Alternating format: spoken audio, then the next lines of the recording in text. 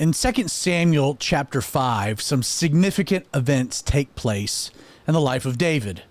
First, he's finally, after so many years, anointed king over a unified Israel.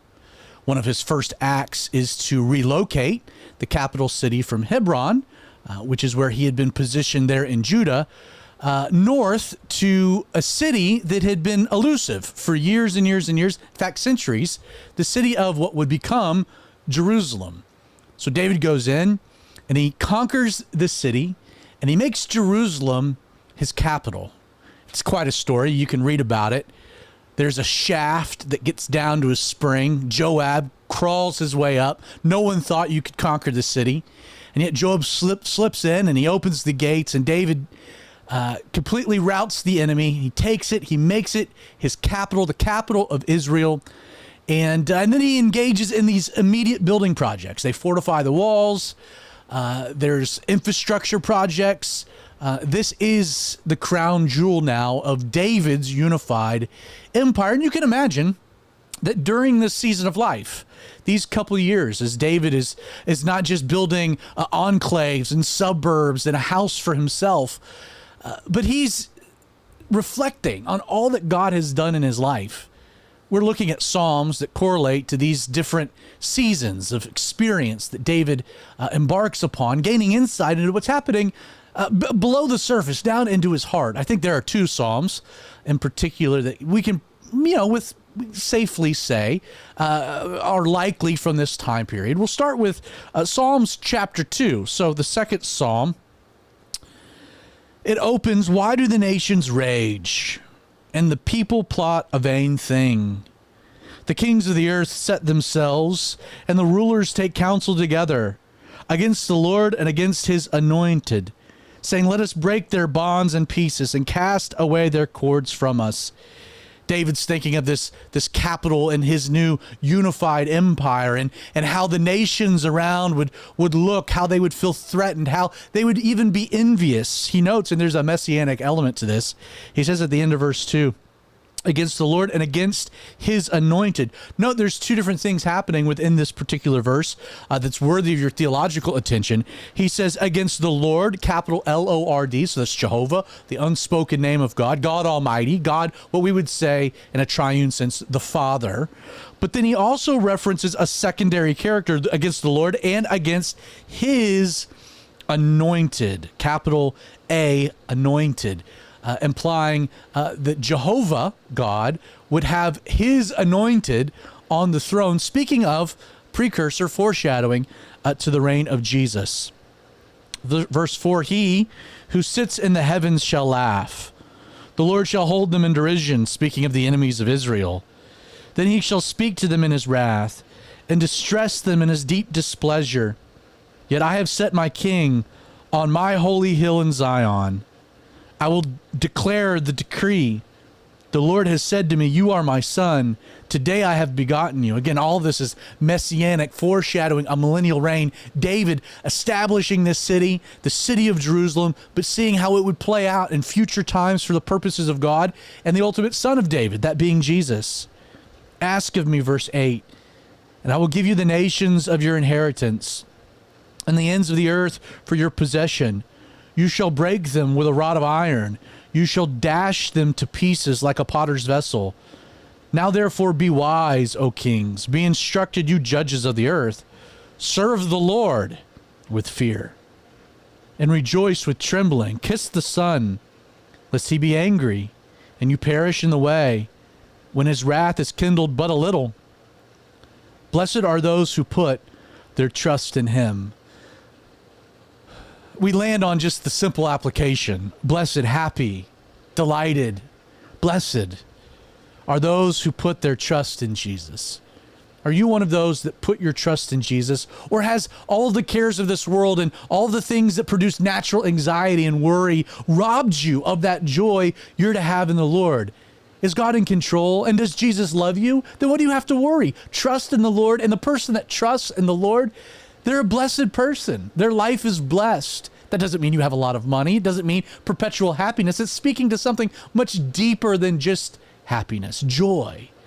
a state of being. Blessed are those who put their trust in the Lord. The other thing we take away from this particular psalm, in light of the context of all these things, is this is a great example of how David fulfills two of the three offices that God had established for the people of Israel. There was the role of priest, and the priest would represent the people there in his work at the tabernacle before God. David was not to be a priest. No king was to be a priest. David is crowned king, which means that he is the physical representation, the extension of God's authority now within God's people. He sits on God's throne and he reigns on God's behalf. But this is a great example of David fulfilling a role that is quite comprehensive in his ministry, and that is the role of prophet. For David will prophetically, through the Psalms, write, see, foretell of the coming of Jesus, the promised Savior. And this is a great example of how David, in his own experiences there in Jerusalem, is seeing things into the future, and it's coming out in song, which is such a beautiful thing. There's a scene in this latest season of The Chosen, this Amazon Prime series dealing with the life of Jesus. This last season deals with the final week of Jesus' life, what we call the week of Passion, starting with the triumphal entry, concluding with his crucifixion and then ultimately resurrection. But there's a particular scene where Jesus sneaks back into the city of Jerusalem, and he goes to the temple on his own. There's no one else with him. He's scoping out what's happening in the outer courtyards, and he's disgusted by it. He's going to address that come daylight. But as he's looking at Jerusalem, and he's seeing the majesty of the temple and the beauty and the splendor, there's these immediate flash forwards, some 40 years, where he's seeing the destruction of Jerusalem. Jesus will say, he'll weep over the city, saying that not one stone would be left upon another. And it's kind of in that sense that as David's looking over Jerusalem, he's not seeing that, but he's seeing the end of things, how this city that he had conquered and instituted would be used for the purposes of God. I mentioned that related to this season of David's life, there were two different Psalms, Psalms 2, but also I think Psalms 122. Again, we can't say specifically for certain, and yet I think you'll get the idea. This fits within the collection known as the Psalms of Ascent. This is attributed directly to David. It's titled "The Joy of Going to the House of the Lord," and so we can see how this would be relevant. He begins, he says, "I was glad when they said to me, 'Let us go into the house of the Lord.' Our feet have been standing within your gates, O Jerusalem." David had such a vision for what he wanted this city to be, what he wanted it to be for himself, a capital, what he wanted it to be for the nation, a stronghold, that it would be a place of the centralization of political power. But David saw Jerusalem as a city of peace, that it would be also not just a political center, but it would possess like the religious heartbeat. David had the intention of to bring the ark to Jerusalem, that he wanted to build a temple that would be left for Solomon. But David wanted everything centralized into this very special place of real estate.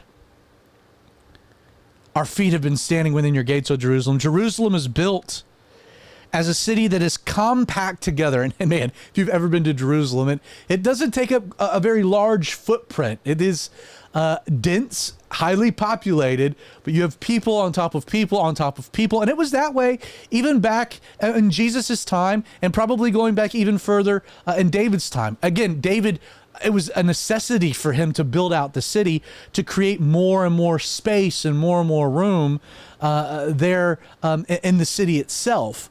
Come Jesus' time, during Passover, the city would swell 2 million people. It's hard to even conceptualize that many people there in Jerusalem. But he says Jerusalem is built as a city that is compact together.